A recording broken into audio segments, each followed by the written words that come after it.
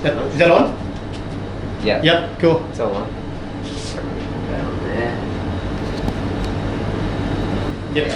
Happy days. It's a nice coffee, man. Hey, that's what we are, right? Might have to go again, eh? Again, you start shouting loud.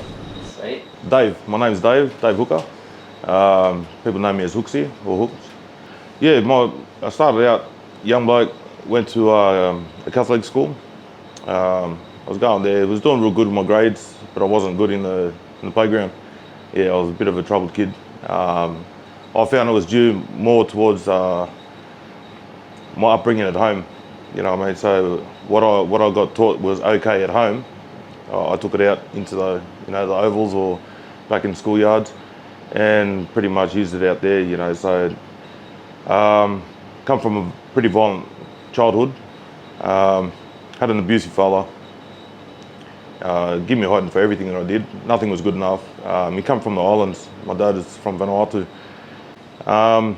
My mum, on the other hand, was completely opposite. She was very loving and caring, a bit too much, So she's a person that if she saw me bleed, she'd faint and all that sort of stuff, Like if a child's hurt, she'd hurt and suffer. So we had a bit of a mix. I was somewhere in between, learned a bit of both. So growing up, I had a lot of respect, and I was kind and everything like that. But I chose when to bring out the other sides, So you're growing up as a kid, I found I got more respect the worse I was, you know what I mean? And so during school, that was my thing, is get in the yard and try and prove myself, and get into a lot of fights and tell everyone to get F and all this sort of stuff, So it was much like that at a real early age. Through that, I sort of mingled in with a bit of a wrong crowd, as they say. There was a few other blokes that were the same and going down the same path, and I seemed to be part of that and follow. I felt more comfortable, being out with these boys that really, they accepted me the way I was. Well, I thought so at that time. They accepted me the way I was. They basically celebrated all my stupidity. Anything I did, they celebrated, and thought, oh yeah, that's mad, good on your hooks and all the rest of it. So I felt good going to that as opposed to going home and getting hiding all the time and just feeling like shit, So that was my safe space, I guess. Found myself staying out quite a lot. I didn't want to go home to hiding, so I stayed out on the streets quite a bit and floated around with a couple of boys. Like I said, the blokes had celebrated me at that time, and I started getting good at stealing, and it started from there, and that was at a real early age. What age? At that time, I'd already had a bit of a tingle with it when I was about 8 or 9. I had an uncle that was involved in a bit of crime himself and things like that, and basically used me as a lookout. So while he was doing stuff in cars and all the rest of it, I was outside whistling and letting him know. They call it being cocky, so I was up cockatoo, and I just call out and let him know when someone was coming. So that was my first stuff at 8. There's a few other things that happened, but I can't go into detail. So we moved up to Queensland, moved into the Sunshine Coast. Change of pace, went to school there, and slowly things started happening again. I basically went to a new place with my old habits and just kept going on there. The violence continued from home with my father, and that moved on to my mother and all the rest of it. So it just kept going. It wasn't just me, it was her too. She was copping it as well. I now know the reasons for it, or what they deem as reasons, and I don't agree with it, but it is what it is, and I now know the story, but back then I didn't. I just thought that's the way it was. I thought that was in every household, to be honest, but no, it's not. 3 years later, we moved back down to Sydney, and that's when my whole life changed. So turning about 13, that's when it really changed. That's when it hit home, and I got in contact with an old family cousin. I call him a cousin, but we're actually mates from when we were kids, and he was my closest mate growing up when we were very young. And in the time that I left, he'd grown into the crime world and things like that. He got introduced to it from his family, his brothers and things like that. So by the time he got to that age, it was pretty set in his family. And being my best mate, I've gone back to my best mate and gone to see him.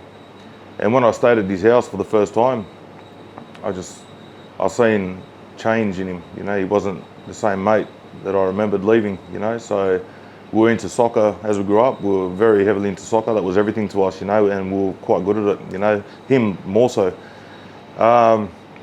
So it was all about soccer and all that sort of stuff. And then I seen what he was doing, and he's into the drugs and stuff, and stealing cars and everything like that. Young kid, you know, 13 years old, driving stolen cars around and picking me up and things like that. And I thought, man, you've changed quite a bit, you know. What's going on here? You know, is a bit more than what I was used to. And it went from there. Being my best mate, I started hanging around. I started knowing the people he knew and getting into where I used to live again. And everyone had been around it, surrounded by it. You know, it was becoming more common. So I ended up finding myself in amongst that. So I continued hanging around these people, and it just kept growing and growing. And with everything, you know, with confidence and everything gets worse and worse, you know, or more and more. So I just kept going with that, and started getting a bit more praises again, you know, and started putting me up there. You know, I was the first one to do things, you know. If anything needed to be done, I was the first one to jump, you know, and do stuff. And I started growing in that sort of rank, in that lower grade rank. From then, I ended up seeing myself in juvenile places and stuff, you know, so I started getting around there. Went to like 15 different juveniles, and I've been to all of them, and I started building a bigger friend base, you know what I mean? Everywhere I went, I knew somebody. It was someone's cousin, someone's family name that you knew, and, you know, especially my area, a lot of people from my area were locked up at that time, you know, so if I didn't see them on the streets, you know, people would say they're on holidays, which they weren't, you know, we call it holidays. You know, so the holidays they're in prison, you know, so I started learning that everyone was in prison. And when I got in there, I just looked around and just saw so many people that I knew. And I thought, well, I'm not the only one going in here, you know. So I was sitting there feeling sorry for myself as a young kid, but everyone else was there. So it turned into a party, mate, you know. So here I'm in juvenile detention centres, and all my mates are there, you know. So I felt real happy in a sense, you know, being around that. It didn't affect me the way it should have, you know. So I saw it as a time to party with the boys and just not listen to anybody again and do the same thing and do what I want and when I want. You know, you get clapped on for being more of an idiot, you know, and that's the way it went. So I found myself in and out of juvenile systems. I was on the news and that, and, you know, helicopters chasing me and stuff, and police chase from Blue Mountains to Strathfield, and just felt, you know, everything developed, and it started being in, guns started coming in, you know, police pulling out guns on us, and, you know, the police chases got worse, and then the things we did were worse, and, you know, it was just going in there was a school for fools, you know what I mean? We just learned and graduated in there, sort of thing, you know. I went in as a thief, come out, you know, knowing about stealing cars. So I steal a car, go in there, learn how to rob banks, come out, rob banks, go back inside and start learning to do a bit more, you know, and really hurt people, you know. And what we learned there was to be used outside, but then we ended up using it inside, which wasn't great, you know, because you're in one room at the same time with 40 of the most horrific people that you can come across, all in the one place at the one time, you know. So they've picked all the worst people from every suburb and put them in one room, you know. So it's quite demanding when you see it that way, you know. You're sitting there amongst some really heavy duty people, you know, and there's some scary people in there. I don't care what anyone says, there's very, very scary people in there, you know. So when you're sitting amongst that and you hear of the horrific crimes that people have done, and you're sitting right next to them and they're being real genuine and friendly with you, you're thinking, mate, you could snap at any time and do some damage here, you know, like you're some serious person, you know. So it ended up taming you and toning you down a little bit. You know, that attitude that you come out with as a juvenile and the kid, you're coming out to the streets and you're lippy to everybody, you know, you start losing that when you start getting around these other sort of people. They're a different sort of area, you know, so you want to keep truly away from that, you know. So you start dimming down and start being a bit more quiet, a bit resilient to things, and, you know, you start dimming down a little bit. I started hanging around with more heavy duty people and found myself in bigger areas, more money involved. The status of the crimes were a bit more than normal, quite large. And then I found myself hanging around King's Cross and things like that during its time when it was at its peak. And a lot of drugs were going through there. I ended up developing a heroin addiction. I started at 13. That was my first try of it. I'd had other drugs like just marijuana and things like that earlier, but heroin was the one that I started at 13. And that was quite close to me. Everywhere I went, it was there. The neighbours had it. It was outside. I watched people selling it down my street. And yeah, they come around and I started hanging around Cabramatta. That was the place to get it at the time. You know, quite frankly, it was there. You know, so I'd get out there, then I started seeing dead bodies, you know, and people ODing on the street, no one giving a care about it, you know what I mean? Like I'd go to the station and see bodies laying around everywhere. And so I got introduced to death quite early, seeing people dead.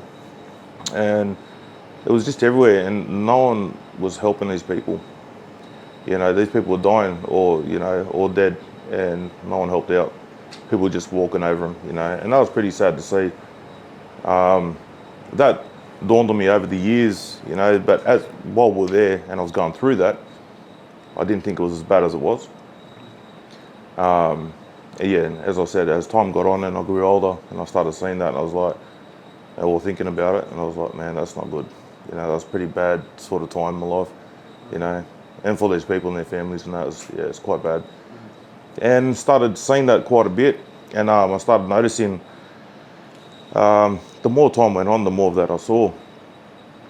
You know, so by that stage, when I was deep into it, I got myself involved into a heavy crime myself, you know, and then I ended up getting locked up for murder. And it was a few attempts on there, attempt murders, grievous bodily harms, malicious wounding. Yeah, it got quite serious, you know, found myself in the wrong place at the right time sort of thing. And yeah, went away for a while, so I ended up getting 16 years. I ended up serving 10 and a half for that, and was released on parole. Ended up having 6.5 years or 7 years or so on parole. I ended up finishing that. It's not easy. It has its challenges, you know, but like I say, God doesn't give you anything that you can't handle. Yeah. You know, so He's just prepared me to take things on and equip me with a bit more ammunition, Yeah. you know, on how to deal with everyday living, you know. At that point, I had no idea what it was about outside, you know. Like, no matter what they say, jail, the length of time in jail doesn't really prepare you for outside. It prepares you to get by in there, you know, and on paper, you know, because everything that we do in prison is for paper. Yeah. It's to try and look good to get out. You know, it's not really taking it in. It's not everyone's case. You know, there are people that actually try and work hard and are in this belief that this is going to help me and everything like that. But there are people that take that for granted, you know, and just use it to get on paper to get out, you know. And 9 times out of 10, they're the ones that are complaining they're not getting by, you know. So it's what you do in there, what you take on, that you can try and prep for outside. There's a lot of things that you can do that's valuable, but you don't really put it into action in that time if you're serving a long time. You know, there's certain things you can and there's a lot you can't, you know, because you're not with normal people. Yeah. You know, everyday people, dealing with people.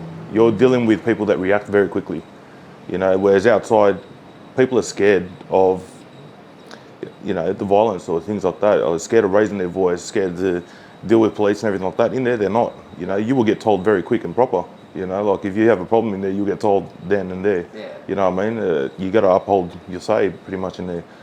So you become resilient, you know, and you start really dimming right back, you know, because you don't really express yourself the way you'd like to in there. You got to hold on to a lot of things, and you're like, oh, I can't say this, you know. You can't sit in there and go, I love teddy bears, you know.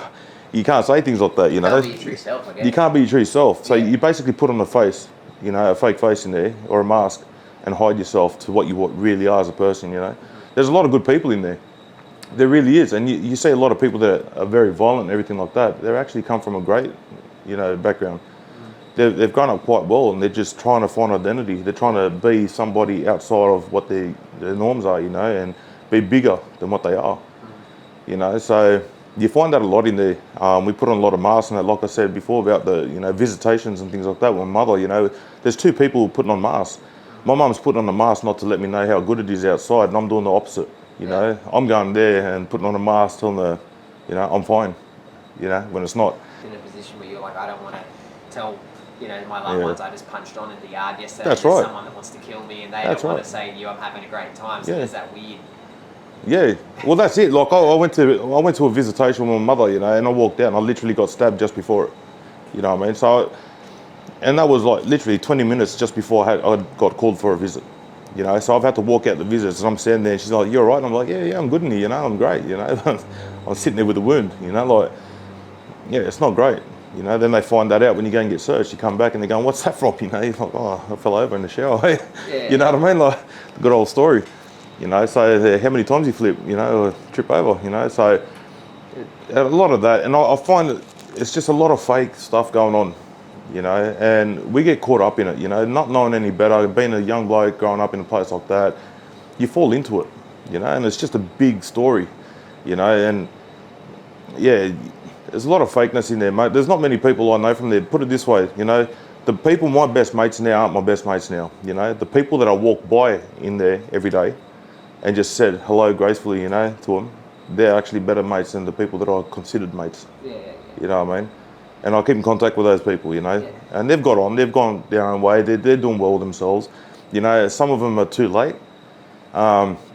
They've got pretty bad health problems and things like that. Everything they've done in the past is now caught up, or age is caught up, you know. A lot of my mates have done 20, 30 years, you know, and stuff like that.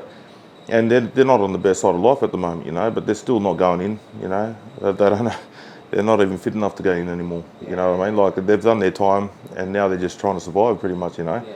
And it's sad watching that. And at times like that, when I see that, that makes me realise, like, I've got to do something better, you know what I mean? I just can't keep following that path. Yeah. You know, I had my stint with it, but, you know, silence is a good thing, you know, and sometimes if you utilise that in your time, if you can use silence at the right times, and that it exposes the real truths behind everything, you know what I mean? So you're able to sit there and just generate everything that's happened and just basically exhale all the bullshit, you know? So, yeah, so I did that quite a bit. I didn't actually start getting better until I'm glad I took this trip one day. Like, I'm really glad that I took the trip. But once I was released, I went up and I saw a friend of mine, jumped in the car, and we took off for a drive. Just went for a long drive. And we ended up heading out to Bathurst, or Oberon. Went out to Oberon. And we got out there, it was quite a few hours drive from Sydney, where we lived. And, you know, it took 2.5, 3 hours or something like that. We got out there, and I basically jumped out the car, you know, inhaled the air, mate. You know, it was nice fresh air out there compared to being in Sydney. And it was just like, wow, my mum used to do this every week without fail. You know what I mean? Like, at the drop of a hat, mate, she'd be there. Yeah. You know, and I call it wasting her time, but, you know, you can see it either way you want. But I used to say she's wasting time coming all the way out here just to see me, the person that disrespected her and done all this shit, you know what I mean, and didn't really put her first, you know what I mean, and she did that for me, just for her love for her child, you know what I mean. And when I did that, that really shaped me then. Yeah. You know, when I just got to feel what my mother was going through. And I felt that just getting out the car and just standing there. And that was my silence there. You know, is just inhaling what was around and what my parents have done for me and my family, you know. And just saying they've done this every single week for me, you know. For, mate, 15 years they've been doing this sort of shit, you know. Every weekend. They never had a life. They never had a weekend for themselves. Yeah. And got to live, you know. It was all spent on me. Yeah. And when I got that, I thought that was my turning point. That was it. You know, when I felt that, I was like, mate, I can't put them through this no more. Yeah. You know, and that was my change. Yeah. And everyone has their different times, you know, those impact times that they have. It'll hit them at certain times, you know. But until that happens, you just continue going on with what you know. Yeah, So, I get it. you know, so one of my good mates in there, we're inside and there was a bit of talk and letters thrown around and everything like that, and they were, you know, come around to knock him to finish him off. And so I've got out in the yard and I've just turned around. He just copped a flogging just before that, like an hour or two before that, and then they got to the yard and he actually stood up for a mate of his. It had nothing to do with him at that time, but had to do with someone else, and he stood up for him and just stepped in front of it and copped it. You know, 60 something blokes were going for him, and he ended up getting stabbed by his own cousin. Now that there was a massive wake up call for me. You know, I was like, we're so into this bullshit that you've actually chosen this whole bullshit over your family now. You know, you've actually stabbed your own cousin for the bullshit, you know what I mean? Like, where's your balls at? You know, like, that woke me up. That was pretty hard to see that, you know, and then he ended up getting punctured lungs and, you know, pretty much he died and then revived and died and revived again, you know, so he's alive now, but he's still in there. Yeah, so that was I don't know how do you come out of that, like, I find more peace at the moment, I find more peace at going to work, working for my stuff and being a king of my own kingdom, you know what I mean? Being at home and just being called dad. You know, I mean, that's the biggest thing that's my peace and serenity right there. Nothing else matters to me, like, when my son looks me in the eye and goes, thanks dad, just for giving him a present, mate, that's everything for me, mate. So that's where it lays now. But it took me a while to get that. Because of your surroundings, they say you become your surroundings, and if your circle's quite small and it's a certain way, you become that circle, you know what I mean? So I had to break out of it. My break was getting out of Sydney. That was number one for me. It was slowly developing that, and even when I got released, once I got out, just the family names itself, of hearing the people that were involved in the shit around my area just at that time were all the younger brothers of the people that I was growing up with, so it was just conditioned. It was something learned, and the younger brother wanted to be just like the older brother, so there's this new generation coming through doing the exact same shit, just all the younger brothers or the elders, so when I saw that, I go, it's not going to change. I've been gone for quite a long time and I've come back out and the same thing's happening, and that was a good thing for me. I seen that and I said, mate, if it hasn't changed in that time, it's not going to change, so I'm out of it.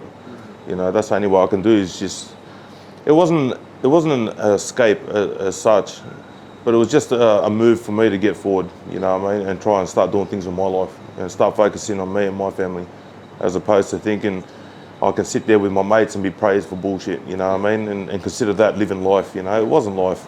It was far from it, mate. And I'm only learning now and I'm still learning, Every day is a learning curve for me, so I'm still going, I'm in the process.